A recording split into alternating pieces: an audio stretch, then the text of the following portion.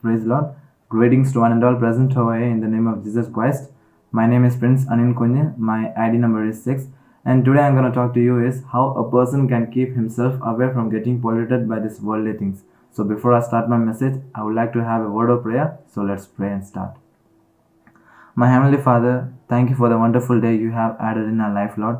And thank you for the opportunity, Lord, that you have given me to speak your word, Lord. Lord, you bless this message and you speak through me to those who are listening right now and help us to feel your grace till the end of this message. I ask this prayer in Jesus' name. Amen. Praise Lord. Hallelujah. So today the main reference for my message is James 1 verse 27. It teaches us like this: to keep oneself from being polluted by the world. How can we keep ourselves away from getting polluted by these worldly things? Let's see.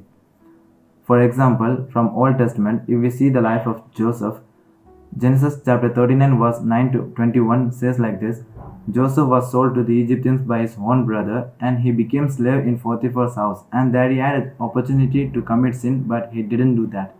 He ran away instead of that. He ran away from that place. How he was able to do that? Because God was with him. And here we can see that how Joseph kept himself away from all these evil things and evil desires, right? And not only that, if we see in New Testament, 1 Timothy 6 verse 11 and 2 Timothy 2 verse 22 teaches us, flee away from all the evil desires of youth and pursue righteousness. So here Bible teaches us, flee away from all the evil desires and pursue righteousness, in order that we may inherit the kingdom of God in the second coming of our Lord Jesus Christ. And Romans 12 verse 1, I hope you all may know this verse, it's a common verse. Offer your body as a living sacrifice, holy and pleasing to God. So how we have to offer our body? Holy and pleasing way to God.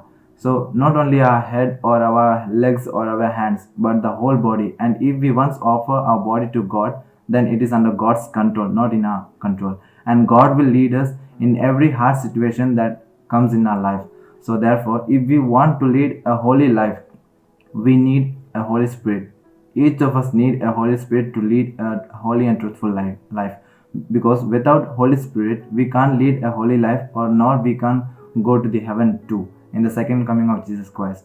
So in this lockdown period, we have large enough time to pray, right?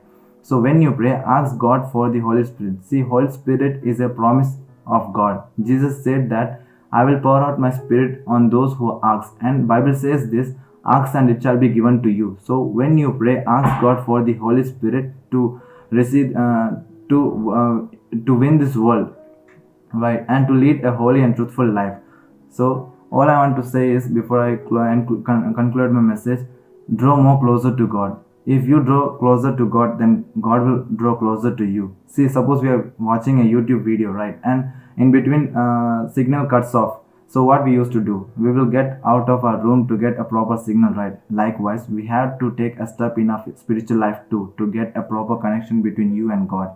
And if we get a proper connection between God and us, then God won't let us to be get polluted by these worldly things. So let us keep this in mind and let us turn our eyes to God once again. My Heavenly Father, thank you for the wonderful day you have added in our life, Lord. And thank you for the wonderful message you have given me. And Lord, thank you for helping me to speak your word, Lord. Lord, we surrender every part of our body into your hand, Lord. Lord, you control us. Lord, you lead us in every hard situation that comes in our life, Lord. And Lord, help us to receive the Holy Spirit in order to lead a holy and truthful life, Lord. I ask everything in Jesus' name. Amen. May God bless us through this message. God bless you all. Amen.